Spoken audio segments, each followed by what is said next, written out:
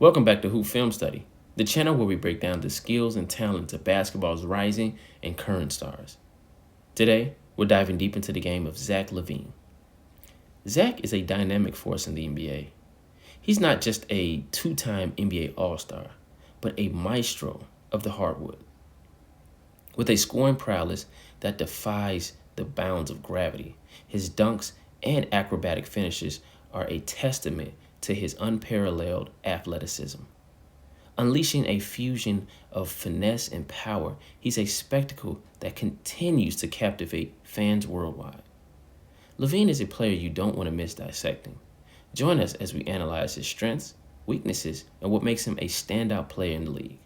But before we do that, please take a moment to like, share, and subscribe while also hitting the notification bell so you don't miss out on any future content. Without further ado, let's get started. So one thing that LaVine has learned how to master is that drag dribble. He's kind of perfected this. He knows how to draw the contact he wants to get the foul, like he did in this clip, and get the and one. Kudos to him. I really like this clip. One of Zach LaVine's signature moves is his quick stop on a dime pull up J. That's his signature move. He does this in every game, and it's kind of unstoppable. As I stated in the last clip, Zach is a rhythm player. He likes to count his steps. He likes to count his dribbles. He likes to get into a rhythm before he pulls up into a shot and takes it to the basket. And this clip is no different. He gets you between the dribble just to get his rhythm to catch his balance and knocks the shot down. See, I love this clip because it shows you that Zach LaVine is just more than just a scorer or a high flyer. When he wants to, he can lock in defensively and be a great two-way player. But look at this clip. Dennis Smith Jr. isn't paying attention. Zach comes behind him and rips the ball and takes off for a high-flying windmill dunk at the other end. Great defense. I want to see this consistently. The one thing I love about this clip is that there was consistent ball movement.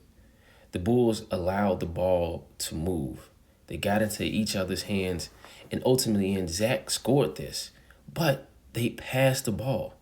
Look at Zach, patiently, even though he jumped up and down to Wade let him know he's open, but he still got the ball and the finish.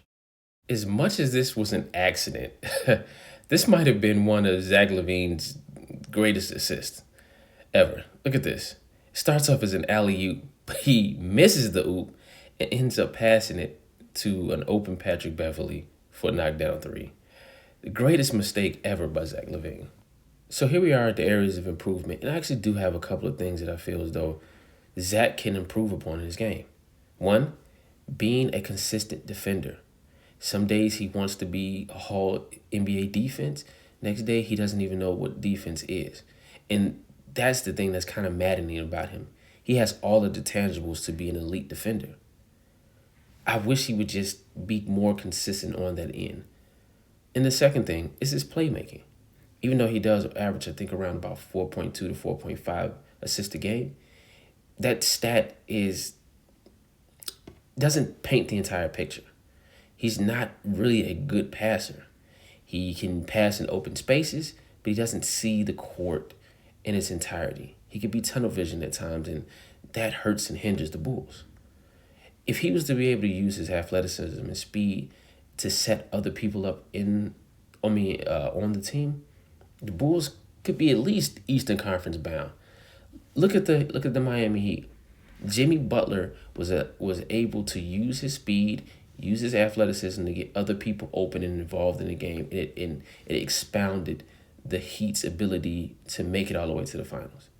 If Zach is more engaged, not only on the defensive end, but also in playmaking, it opens the area for more Bulls to be able to find rhythms within the game. Everything is heavily ISO when it comes to the Bulls' offense, and that's detrimental for them, especially going into any playoff situation. I like Zach's game, but he can be better. I know he can be better. And I don't know if he's watching tape on his own self, but there's so many things he could do to improve upon his game that has nothing to do offensively. Offensively, he has it. There's nothing else he can improve on offensively. But defensively and playmaking, Those are two big areas of weaknesses that he has. And I would love to see him improve that. But that concludes today's video. Don't forget to like, share, and subscribe. And if you have any suggestions for future videos, comment down below. I'd love to hear from you guys. Until next time, take care.